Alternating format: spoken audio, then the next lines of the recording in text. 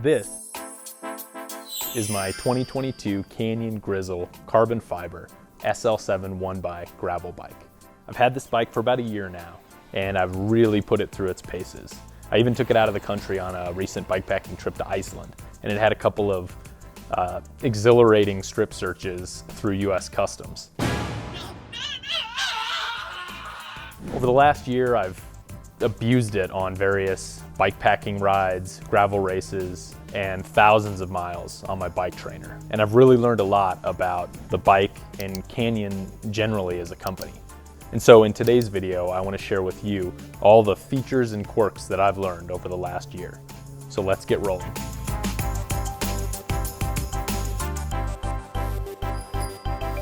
Today is another installment of my gear review series. If you haven't had a chance yet, go check out my other gear review videos in the links in the description. I've reviewed a bikepacking frame bag from Dispersed Bikepacking Gear and a carbon all-mountain wheel set from Light Bicycle. Go check them out. As a mountain biker at heart, I have to admit I was a bit resistant of the gravel bike scene for some reason, but my friend started to wear me down and let me test ride his Revel Rover. That was all I needed. I was hooked. I wanted something that would serve me well for ultra endurance gravel rides, be fun and fast on day rides, and live on my trainer during the winter months.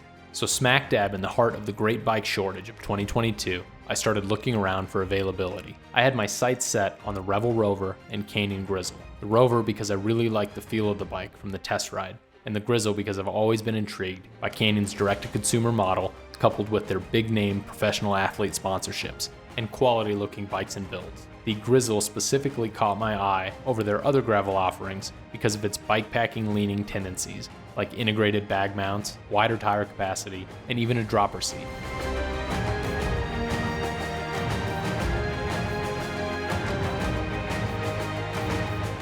I told myself I would purchase the first one that became available, and in July 2022, I bought a Canyon Grizl CF SL7 1x and paid $3,126 US. As recommended by their online sizing tool, I bought a size small with a spec weight of 20.85 pounds. I'm 5'8" with an inseam of 31 inches, so I was quite leery about the recommended size small. More on this later. After the bike arrived, it was simple to unbox and set up. All I had to do was put on the front wheel, attach the handlebars to the stem, attach the seat post dropper cable and slide in the post, and slap on some pedals. It came with all the tools and torque wrenches needed, and the packaging contained minimal plastic and seemed very environmentally friendly.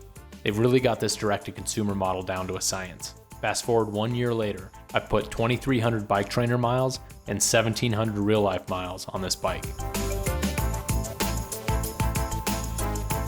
This bike has excellent value for its weight and components. Like some other direct-to-consumer business models, cutting out the retail middleman allows the company to provide a better bike at less cost.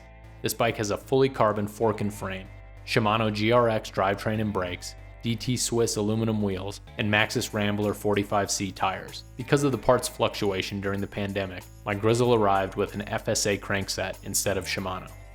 The frame has up to 50 millimeters of tire clearance. I'm most likely going to replace the current 45Cs with this once I wear them out. It's got a really large front triangle. I can fit 2 bottles comfortably and a large bikepacking frame bag if I like. It's got plenty of capacity.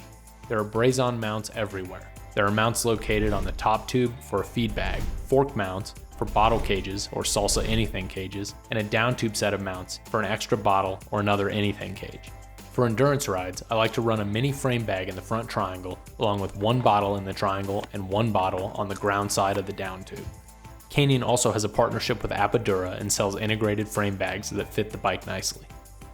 Their customer service has been excellent. I've had a few little issues and I'll get to this in the Quirks section, but I have to say, Canyon's support has been stellar. They've been super responsive, understanding, and able to solve all my problems efficiently.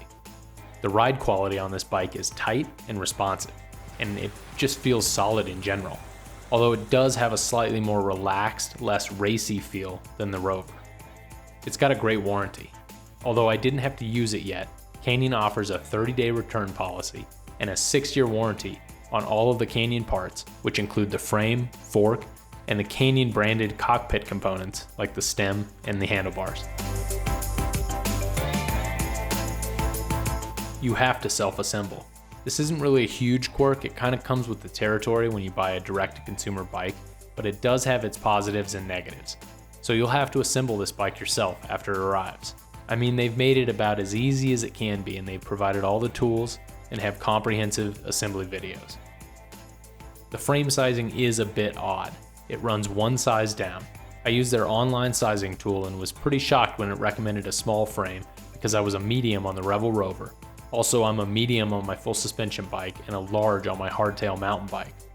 So I did my due diligence and I compared the specs for the medium Rebel Rover and the small Canyon Grizl, and on paper, the small Grizl frame is actually larger than the Rebel Rover, so this is accurate.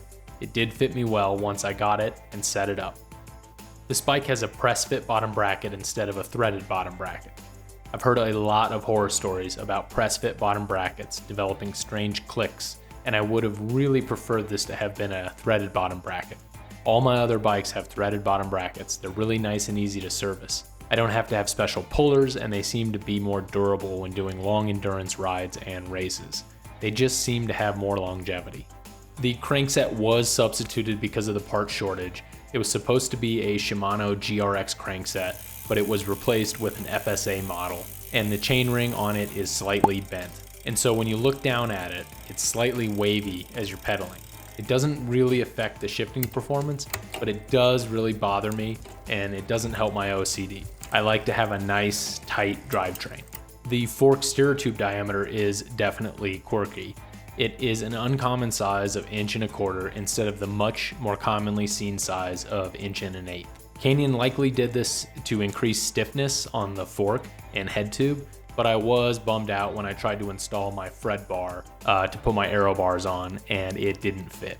The seat post clamp is also a little quirky. It doesn't have a traditional seat post clamp. Instead, it has a plastic sleeve that is inserted into the seat tube, and when you tighten the screw in the back, it pushes that plastic sleeve in to create the tension against the seat post that's inserted into the seat tube. The recommended 5 Nm of torque plus carbon paste wasn't working for me, and the iridium dropper post that I had in there kept sliding down as I would ride. Super annoying. I contacted service, and after a little troubleshooting, they provided me a credit off my original purchase, which was really pretty cool, and it ended up paying for a new dropper post of equivalent value. So I purchased an Easton AX series 80mm, but never ended up using it because I found a Reddit thread with a fix, and it worked perfectly on the original iridium post problem that I was having. The trick was to use carbon paste, tighten to 2 to 3 Nm, then spin the seat post slightly as you're inserting it to roughen up that plastic sleeve just a little bit so the carbon paste has something to bite into. I ended up sending the Easton back and getting a refund on it, so I came out a little bit ahead of this one financially, but I did put a lot of time into troubleshooting it. So in hindsight, I'd rather just have a traditional seat post clamp that is time tested. Canyon has a tendency to kind of go off the map a little bit when they're creating different designs, and they do their own thing. And I think sometimes they come up with really cool concepts, but other times I just don't know how well they work in the real world. So after all that, about 6 months later, I found I wasn't even really using the dropper post, so I opted to ditch it altogether and save some weight. I put on an Easton carbon rigid post and haven't looked back since. There is a hole at the rear of the bottom bracket for the internal cable routing for the front derailleur to exit. Since I bought the 1x model, I don't have a front derailleur. When the bike arrived, the hole was open and there was no plug or blind plug installed in it like it was supposed to have. It seemed insignificant at the time, but any mud or dirt that is coming off the rear tire is going to get deposited directly into that spot and sit right on top of the bottom bracket and probably shorten the life of it. So I did put in a service ticket with Canyon, and they sent me 2 plugs for free, basically no questions asked. And that was great, but you know, if you're not paying attention to stuff like this, it could definitely have shortened the life of the bottom bracket. So, for my overall verdict, I asked myself, after knowing what I know now, would I buy the Canyon Grizl again? And I have to say the answer is no. I really don't think it's a bad bike, and if you're on a budget and want good components and a lightweight carbon gravel bike, this definitely could be the bike for you. But in hindsight, I would have been more patient and spent the extra money on the Rebel Rover. You know, although Canyon service has been top notch, there are just some things bothering me that I can't get over. The seat post clamp style, the press fit bottom bracket, the somewhat gimmicky dropper post, these things really bother me. Also, I think for a gravel bike marketed towards bikepacking, it could benefit from a little more gearing range, especially when the bike has full bikepacking loads. On my Iceland trip, after numerous days of 12% and 15% graded climbs, I was really searching for that easier gear and wish I had bought the 2x model or had more range on my cassette. Well, that wraps up another installment of my gear review series. If you have a Canyon bike and you have an experience you'd like to share, I'd love to hear about it, so hit up those comments. I really enjoy doing these videos, and I hope you find them useful when you're making your purchasing decisions. You can support me by liking, hitting that subscribe button, and sharing this with your friends. That's it for today. Don't forget to plan, pack, and pedal.